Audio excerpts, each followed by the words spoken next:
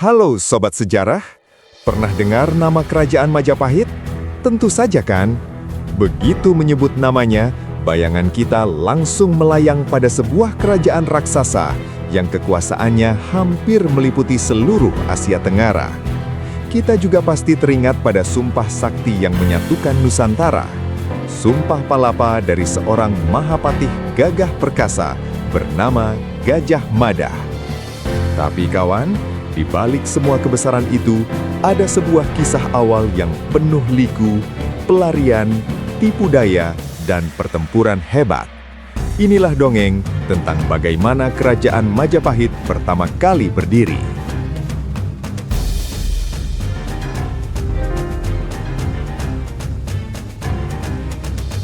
Bagian 1. Kejatuhan Singasari dan pelarian Raden Wijaya. Kisah ini dimulai dari sebuah tragedi. Kerajaan besar sebelumnya, Singasari, sedang diserang habis-habisan. Bukan oleh musuh biasa, tapi oleh Jaya Katwang, raja dari Kediri. Raden Wijaya, seorang menantu Raja Kertanegara dari Singasari, saat itu sedang bertugas menjaga perbatasan utara. Tapi ternyata serangan utama datang dari selatan, jauh lebih besar. Ketika Raden Wijaya kembali ke istana, semuanya sudah porak-poranda. Raja Kertanegara terbunuh. Dalam kekacauan itu, Raden Wijaya dan beberapa pengikut setianya terpaksa melarikan diri demi keselamatan. Mereka berlari, menembus hutan dan bahaya, sampai akhirnya mereka merasa cukup aman untuk melanjutkan perjalanan. Bagian 2. Akal bulus Arya Wiraraja. Kemana perginya Raden Wijaya? Dia menyeberang ke Pulau Madura mencari perlindungan kepada seorang sahabat lama, yaitu Arya Wiraraja, adipati di daerah Songenep atau sekarang Sumenep. Arya Wiraraja mendengarkan cerita pilu Raden Wijaya dengan seksama. Setelah berpikir sejenak, dia memberikan saran yang cerdik, penuh siasat. Wijaya, pura-puralah menyerah kepada Jaya Katwang, raih kepercayaannya. Raden Wijaya yang cerdas mengikuti saran itu. Benar saja, Jaya Katwang yang sombong percaya begitu saja. Bagian 3. Lahirnya buah pahit Majapahit. Setelah mendapatkan kepercayaan Jaya Katwang, Raden Wijaya meminta sebidang tanah, sebuah daerah angker bernama Alas Terik. "Hamba ingin membuka desa di sana, tuanku," kata Raden Wijaya, agar bisa menjadi benteng pertahanan terdepan jika ada musuh menyeberang Sungai Brantas. Jaya Katwang setuju.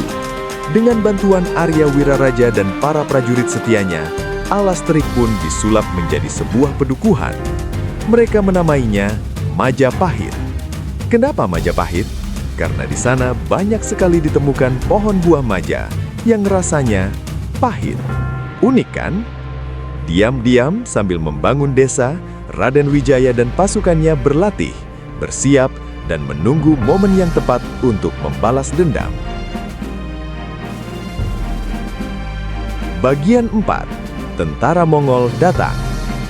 Takdir berpihak pada Raden Wijaya. Pada awal tahun 1293 Masehi, datanglah bencana baru, yaitu tentara raksasa dari Mongol atau yang juga dikenal sebagai bangsa Tartar, tiba di Pulau Jawa. Mereka dikiring oleh Kaisar Kubilai Khan untuk menghukum Raja Kertanegara karena telah melukai utusan Mongol. Tapi sesampainya di Jawa, pasukan Mongol baru tahu kalau Kertanegara sudah mati di tangan Jaya Katwang. Melihat kesempatan emas ini, Raden Wijaya pun bernegosiasi. Dia menawarkan kerjasama. "Bantu aku kalahkan Jaya Katwang, dan aku akan tunduk kepada kerajaan Tartar dan memberimu upeti." Pasukan Tartar setuju. Gabungan kekuatan Raden Wijaya dan pasukan Tartar yang tangguh berhasil menghancurkan Jaya Katwang. Jaya Katwang terbunuh, dan balas dendam Raden Wijaya pun terwujud. Bagian 5. Tipu daya dan bendera merah putih. Setelah kemenangan itu, Raden Wijaya meminta izin untuk kembali ke Majapahit, berpura-pura menginginkan menyiapkan upeti sebagai tanda penyerahan diri kepada Kaisar Mongol. Panglima Tartar yang polos mengizinkannya, tanpa curiga sedikitpun. Tapi sesampainya di Majapahit, bukannya menyiapkan upeti, Raden Wijaya malah menyerang balik. Dia menghabisi para pengawal Mongol yang ikut bersamanya, lalu membawa pasukan yang lebih besar untuk menyerbu markas Mongol yang sedang berpesta pora merayakan kemenangan mereka. Pasukan Tartar kaget luar biasa. Mereka kalang kabut, kocar-kacir, dan berhasil dipukul mundur. Panglima perang mereka pun melarikan diri kembali ke Cina dengan sisa pasukannya.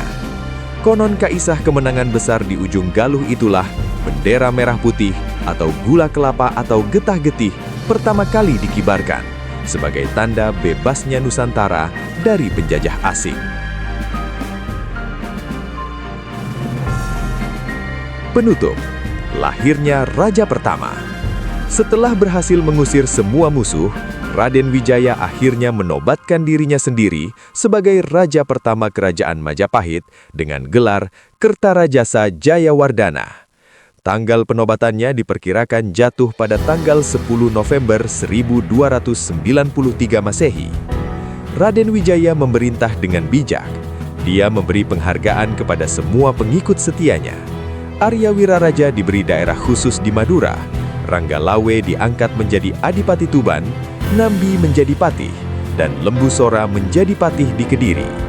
Dan begitulah kawan, dari sebuah pelarian dan tipu daya cerdik, lahirlah sebuah kerajaan raksasa di Nusantara yang bernama Majapahit, yang kelak akan menyatukan seluruh kepulauan ini di bawah satu panji kebesaran. Terima kasih sudah mendengarkan dongeng sejarah kali ini. Jangan lupa subscribe dan bagikan kisah ini ke teman-temanmu. Sampai jumpa di kisah Majapahit selanjutnya.